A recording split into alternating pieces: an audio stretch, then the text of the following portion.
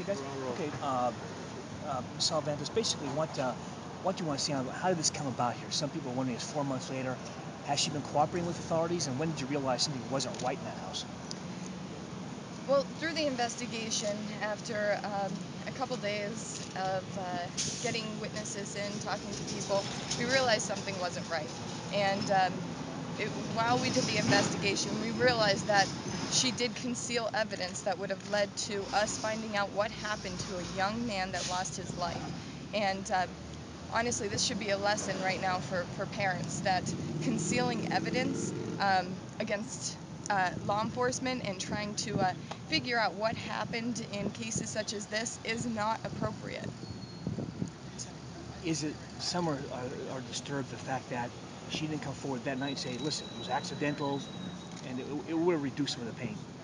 It would have. It would have reduced a lot of pain, especially for the family of Tyler Winstead, who they have been sitting back patiently trying to find out what happened to their son. And I feel today is one step closer of trying to get justice for Tyler. Stefanie, you said that you had an idea a few days after this happened. Why did it take so long to file the charges?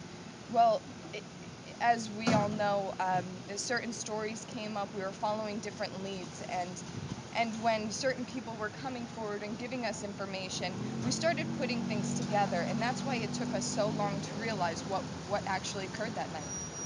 Stefanie, can you say if the handgun has been recovered? The handgun at this point in time has not been recovered. Okay, has she made any statements to what happened to this handgun?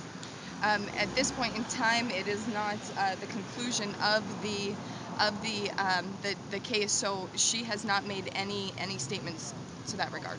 If Angelina's family came forward and said, this was an accident, would we be standing here now? Would she have been charged? It would be a very different outcome if they came forward that night and said, this was an accident, 2 kids playing around.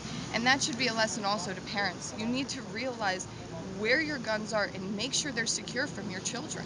And one of the pushes I'm having in my office right now is I'm trying to organize training to try to teach parents as to what you should or should not be doing with handguns in your home.